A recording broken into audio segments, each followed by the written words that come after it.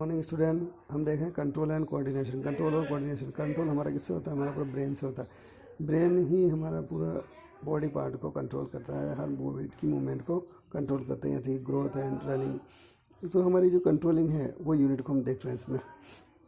तो ये अलग से अपने जो नर्वस सिस्टम है ब्रेन के अंदर ही अपने जो सेकंड चैप्टर है उसका एक पार्ट है, उसको हम अलग से देख रहे हैं। तो इसमें आता है आपके कंट्रोलिंग एंड कोऑर्डिनेशन। कंट्रोलिंग, अब कंट्रोलिंग कैसे, कौन कौन सी प्रोसेस है जो एनिमल भी नॉन कनेक्टेड, जैसे cat running, children playing, swing, buffalo cart, not movement cause by growth. और अगर इसमें कुछ हो जाता है उनकी ग्रोथ भी रुक जाती है। अब आता है नर्वस सिस्टम। अब नर्वस सिस्टम क्या होता है? नर्वस सिस्टम जो होता है हमारा तीन नर्वस सिस्टम में सबसे पहले आता है आपके 9th क्लास में हमने देखा था सेंट्रल नर्वस सिस्टम, है ना, peripheral nervous system, autonomous nervous system. Nervous system कितने टाइप का होता है? नर्वस सिस्टम थ्री टाइप का होता है। एक तो होता है सेंट्रल नर्वस सिस्टम CNS, एक होता है पेरिफेरल नर्वस सिस्टम, एक होता है ऑटोनोमस नर्वस सिस्टम। ये तीन प्रकार की हमारे काम करती है, लेकिन हम तीन को अलग अलग नहीं पढ़ के एक साथ ही पढ़ते हैं, है ना। Central nervous system, peripheral nervous system, autonomous nervous system. इसमें से हम देख रहे हैं सबसे पहले, हम इनको अलग अलग नहीं पढ़ के तीनों को एक साथ पढ़ रहे हैं, है ना। ये आपके कहीं ब्रेन जो आएगा फिर उस अपन उसमें डिटेल से पढ़ेंगे। ये हर क्लासेस में होता है, अलग अलग तीनों सिस्टम अलग अलग पढ़ाए जाते हैं। ठीक है भैया, तीनों सिस्टम को एक साथ पढ़ेंगे, ठीक है। नर्वस सिस्टम में सबसे पहले आती है नर्व सेल। नर्व सेल की आप देखिए यहाँ पर स्ट्रक्चर ये दिख रही है ना आपको, ये है नर्व सेल। ये आपको याद रखना है और ये हर बार आता है।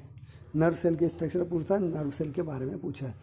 तो नर्व सेल की सिंपल स्ट्रक्चर, इसमें न्यूक्लियस होता है, सेल बॉडी होती है, डेंड्रॉन होता है, एक्सॉन होता है और नर्व एंडिंग होता है।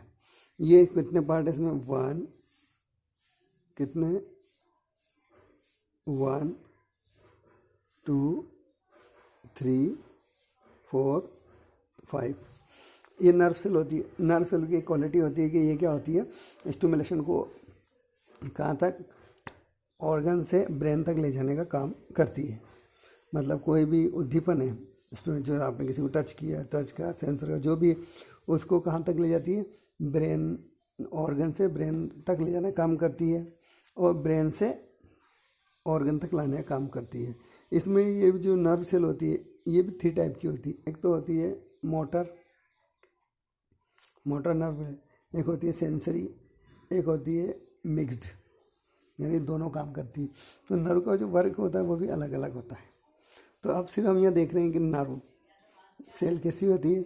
नर्व सेल या न्यूरॉन बोल दो, है ना। तो नर्व सेल की या स्मॉलेस्ट यूनिट क्या होती है? न्यूरॉन, है ना। ये न्यूरॉन की स्ट्रक्चर है, या इसकी क्या है, न्यूरॉन की स्ट्रक्चर भी बोलते हैं इसको बोलते हैं नर्व सेल की स्ट्रक्चर, ठीक है। और इसमें क्या होता है, इसमें कितने पार्ट होते हैं? डेंड्रॉन होता है, न्यूक्लियस होता है, सेल बॉडी होती है, एक्सॉन होता है और नर्व एंडिंग होती है। इसके बारे में हम डिटेल देखते हैं। जो नर्व सेल है इसके प्राइमरी एंडिंग वो कहलाते हैं डेंड्रॉन। डेंड्रॉन क्या करते हैं? दूसरे नर्व के एंडिंग एक्सॉन से जुड़े हुए होते हैं और ये आपस में एक चेन बना लेते हैं। अब जो होता है इसमें क्या होती है, सेल बॉडी होती है और इसमें एक न्यूक्लियस होता है, एक न्यूक्लियस। और इसमें क्या होता है, इसके एक्सॉन के ऊपर एक आउटर ग्रोथ पाई जाती है जिसे बोलते हैं माइलिन आच्छाद। माइलिन आच्छाद होता है, ये क्या होता है, ये इसको ढक के रखता है। और जहाँ पर क्या होता है,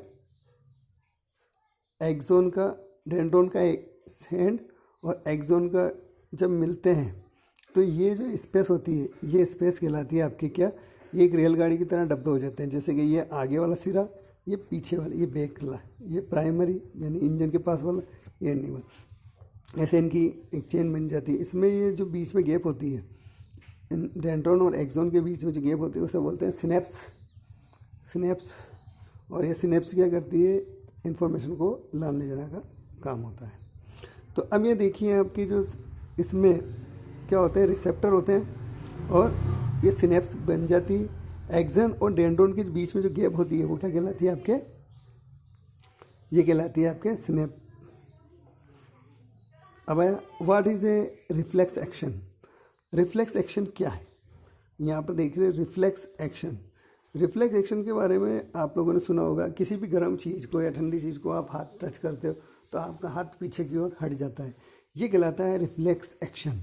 और रिफ्लेक्स एक्शन क्या होता है, हमारे ऑटोनोमस, हमारा ब्रेन का जो थर्ड पार्ट है, यानी हमारा जो थर्ड सिस्टम है ऑटोनोमस सिस्टम, उसके मेडुला ऑब्लांगेटा, उसके द्वारा इसको वर्क को कंट्रोल किया जाता है। ये हमारे कंट्रोल में नहीं होता है, ये ऑटोनोमस सिस्टम के द्वारा कंट्रोल किया जाता है।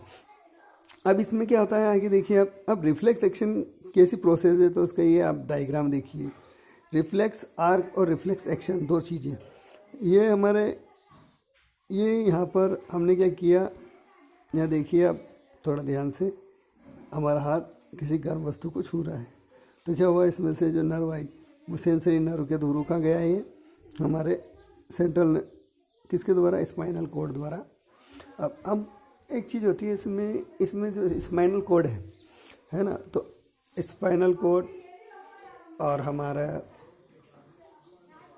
स्पाइनल कॉर्ड ब्रेन को मैसेज दे देती है। फिर क्या होता है, इसमें अचानक क्रिया होती है, इसमें मोटर सेल इंफॉर्मेशन लेके आती है और उस हाथ को पीछे की ओर कर देती है। तो ये क्या कहलाता है आपके रिफ्लेक्स एक्शन। और ये इतनी जल्दी होती है 0.4 सेकेंड 0.04 सेकेंड के बीच में होती है, बहुत मिनिमम टाइम में ये ऐसे रिफ्लेक्शन होती है। ऐसा नहीं कि इन्फॉर्मेशन गई नहीं, आप हाथ पकड़ के खड़े हो आपका हाथ पूरा जल जाए।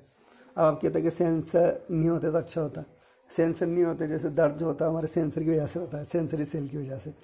अगर सेंसरी नर्व नहीं होती है तो हमें दर्द का एहसास नहीं होता, जब दर्द का एहसास नहीं होता तो कुछ भी नहीं होता।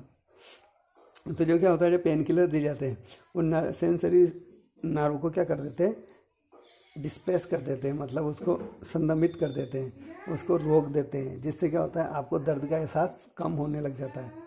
फिर क्या होता है, जैसे उसका जो पेन किलर है उनका असर ख़त्म होता है, फिर आपको दर्द होना स्टार्ट हो जाता है।